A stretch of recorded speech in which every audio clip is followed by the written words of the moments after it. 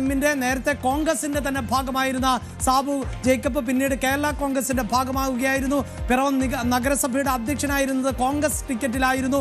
അതിനുശേഷമാണ് പിന്നീട് കേരള കോൺഗ്രസിലേക്ക് പോയത്. അങ്ങനെ കേരള കോൺഗ്രസുകൾ ഏറ്റുമുട്ടിയ പിറവത്ത് അനൂപ് ജേക്കബ് വിജയക്കൊടി പാറിച്ചിരിക്കുകയാണ്.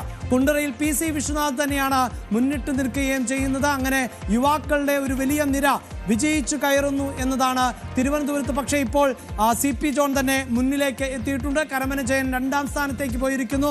ഇപ്പോൾ ഇതാ അപ്പു ജോൺ ജോസഫ് ഏതാണ്ട് 40,000 വോട്ടുകൾക്ക് വിജയിക്കുന്നു എന്നതാണ് നമുക്ക് ലഭിക്കുന്ന വിവരങ്ങൾ. അതേസമയം ചാണ്ടി ഉമ്മന്റെ ലീഡാകട്ടെ 52,000 മറികടക്കുന്നു എന്നതാണ് ഇപ്പോൾ എടുത്തു പറയേണ്ടത്. ഉടുമ്പൻചോലയിൽ അഡ്വക്കേറ്റ് സേനാപതി വേണു വിജയിച്ചിരിക്കുന്നു. വലിയ ഭൂരിപക്ഷത്തോടു കൂടിയാണ് ഉടുമ്പൻചോല ഇപ്പോൾ ഇതാ കോൺഗ്രസ് തിരിച്ചുപിടിക്കുന്നത് എന്നതാണ്. പീരുമേട് സിറിയക് തോമസ് ആണ് ഇപ്പോൾ മുന്നിൽ നിൽക്കുന്നത്. 25,000-ലധികം വോട്ടിന്റെ മേൽക്കൈയാണ് ഉള്ളത്. നേരത്തെ തന്നെ രമേശ് ചെന്നിത്തല അതായത് വിജയം ഔദ്യോഗികമായി പ്രഖ്യാപിച്ചപ്പോൾ ആദ്യത്തെ വിജയ പ്രഖ്യാപനമുണ്ടായത് ഹരിപ്പാട് രമേശ് ചെന്നിത്തലയുടെ വിജയമായിരുന്നു. നിരവധി വിജയങ്ങൾ ഔദ്യോഗികമായി ഇതിനോടകം തന്നെ പ്രഖ്യാപിച്ചു കഴിഞ്ഞിരിക്കുന്നു. തൊടുപുഴയിൽ അപ്പു ജോൺ ജോസഫ് വിജയിച്ചു കയറുന്നു. ഇപ്പോൾ ചാത്തന്നൂരിൽ ഗോപകുമാർ മുന്നിട്ട് നിൽക്കുന്നു എന്നതാണ് എടുത്തു പറയേണ്ടത്. കാസർഗോഡ് കല്ലട്ര മഹീൻ ഹാജിയാണ് വിജയിച്ചത്. മാണി സി കാപ്പൻ 2,674 വോട്ടുകൾക്കാണ് ഇപ്പോൾ പാലായിൽ മുന്നിട്ട് നിൽക്കുന്നത്. പക്ഷേ അവസാന റൗണ്ടിലേക്ക് എത്തുമ്പോൾ അതിൽ ഒരു പക്ഷേ ഈ കണക്കുകൾ മാറി മറിയാമെന്നതാണ്. കല്യാശ്ശേരിയിലെ വിജിന്റെ ജയം വലിയ ആശ്വാസമാണ് UDF-ന്. രമേശ് ചെന്നിത്തല 23,377 വോട്ടുകളുടെ ഭൂരിപക്ഷത്തിൽ ആണ് ഇപ്പോൾ വിജയിച്ചു നിൽക്കുന്നത്. നിലവിൽ 52,000-ലധികം വോട്ടുകൾ ഭൂരിപക്ഷമുള്ള ചാണ്ടി ഉമ്മൻ തന്നെയാണ് ഭൂരിപക്ഷത്തിന്റെ പട്ടികയിൽ ഏറ്റവും മുന്നിൽ നിൽക്കുന്നത്.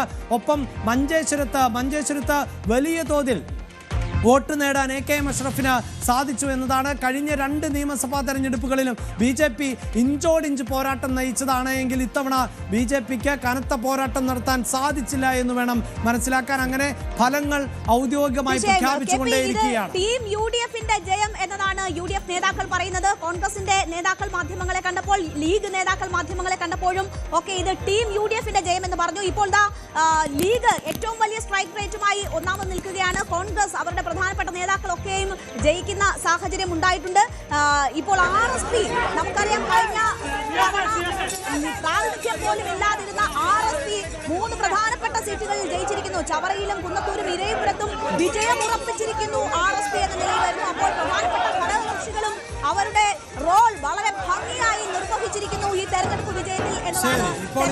എറണാകുളത്ത് DCC അധ്യക്ഷൻ മുഹമ്മദ് ഷിയാസിനെ തോളിലേറ്റി പ്രവർത്തകർ ആഹ്ലാദ പ്രകടനം നടത്തുകയാണ്. മുഹമ്മദ് ഷിയാസ് അതായത് ഔദ്യോഗികമായി പ്രഖ്യാപനം വന്നിട്ടില്ല എന്ന് തോന്നുന്നു. പക്ഷേ മുഹമ്മദ് ഷിയാസ് വിജയിക്കുന്നു. ഇനിയിപ്പോൾ എത്ര റൗണ്ടുകൾ ബാക്കിയുണ്ടെങ്കിൽ പോലും ഷിയാസിനെ മറികടക്കാൻ രാഷ്ട്രീയ എതിരാളികൾക്ക് സാധിക്കില്ല എന്നതാണ് പശ്ചാത്തലം. അതുകൊണ്ട് തന്നെ മുഹമ്മദ് ഷിയാസിന് വിജയഭേരി മുഴക്കുകയാണ് പ്രവർത്തകർ. അമ്പലപ്പുഴയിൽ G സുധാകരന്റെ ലീഡ് 17,000 മറികടക്കുന്നു എന്നതാണ്.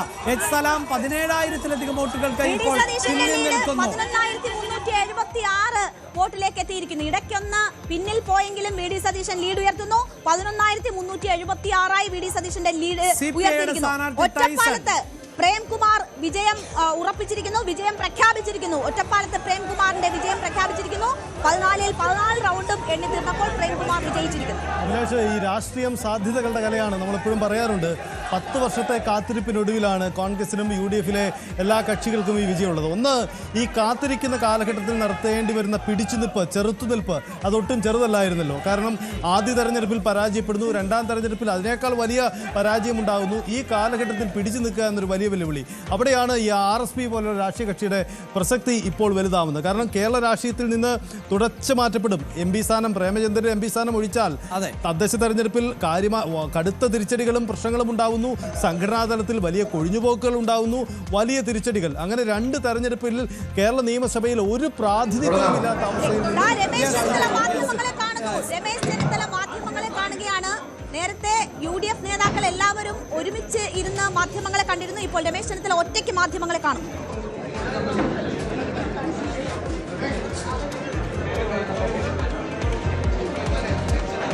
എന്താണ് രമേശ് ചെന്നിത്തല പറയാൻ പോകുന്നത് എന്നത് വളരെ പ്രധാനപ്പെട്ടതാണ്. രമേശ് ചെന്നിത്തലയുടെ വിജയം പ്രഖ്യാപിച്ചിട്ടുണ്ട്. VD സതീശന്റെ ലീഡ് 11,376 ഉയർന്നിരിക്കുന്നു. പിണറായിയുടെ ലീഡ് 7,111 പുരോഗമിച്ചുകൊണ്ടിരിക്കുകയാണ്. എന്നാൽ കിട്ടുന്ന വിവരങ്ങളുടെ അടിസ്ഥാനത്തിൽ കേരളത്തിലെ UDFന് ഐതിഹാസികമായ ഒരു ചരിത്ര വിജയത്തിലേക്ക് കുതിക്കുന്നു എന്നതാണ് മനസ്സിലാക്കാൻ കഴിയുന്നത്. 102 സീറ്റുകളിലാണ് ഇപ്പോൾ UDF മുന്നേറ്റം തുടരുന്നത്. ഈ ഐതിഹാസികമായ വിജയം നൽകിയ കേരളത്തിലെ ജനങ്ങളോട് ഈ തെരഞ്ഞെടുപ്പിന്റെ പ്രചരണ സമിതിയുടെ ചെയർമാൻ എന്ന നിലയിൽ നന്ദി രേഖപ്പെടുത്താൻ ഞാൻ ആഗ്രഹിക്കുകയാണ്. ഈ വിജയം ഒരു ചരിത്രപരമായ അനിവാര്യതയായിരുന്നു എന്നതാണ് തെളിയിക്കുന്നത്. കേരള ജനത കഴിഞ്ഞ 10 വർഷം അനുഭവിച്ച ദുരിതങ്ങളും പ്രയാസങ്ങളും പ്രതിസന്ധികളും കണക്കിലെടുത്തുകൊണ്ട് നടത്തിയ ഒരു ജനവിധിയായിട്ടാണ് ഞാൻ ഇതിനെ കാണുന്നത്. ഈ ജനവിധി ഞങ്ങളെ കൂടുതൽ ഉത്തരവാദിത്തമുള്ളവരാക്കി മാറ്റുന്നു. ഈ ജനവിധിയെ ആദരവോടെയും ബഹുമാനത്തോടെയും ഞങ്ങൾ കാണുന്നു. വളരെ വിനയത്തോടെ ഈ വിധി നൽകിയ ജനങ്ങളോടുള്ള പ്രത്യേക നന്ദി ഞാൻ വീണ്ടും ആവർത്തിക്കുന്നു. ഒരു കാര്യം വളരെ വ്യക്തമാണ്. കേരളത്തിലെ UDF പ്രവർത്തകന്മാർ, നേതാക്കന്മാരും ഒരു മനസ്സോടെ ഈ തെരഞ്ഞെടുപ്പ് രംഗത്ത് സജീവമായി പ്രവർത്തിച്ചിരുന്നു. പ്രചരണ സമിതിയുടെ ചെയർമാൻ എന്ന നിലയിൽ പ്രചരണ പരിപാടികൾ കോർഡിനേറ്റ് ചെയ്യുന്നതോടൊപ്പം കേരളത്തിലുടനീളം സഞ്ചരിച്ച് സ്ഥാനാർത്ഥികൾക്ക് വേണ്ടി പ്രചരണം നടത്തിയ ഒരു വ്യക്തി എന്ന നിലയിൽ 100 സീറ്റ് കിട്ടും എന്ന് ആദ്യം മുതൽ ഞങ്ങൾ എല്ലാവരും വിലയിരുത്തിയതാണ്. 100 സീറ്റിലേക്ക് എത്തുമെന്ന് ഞങ്ങൾ പറഞ്ഞപ്പോൾ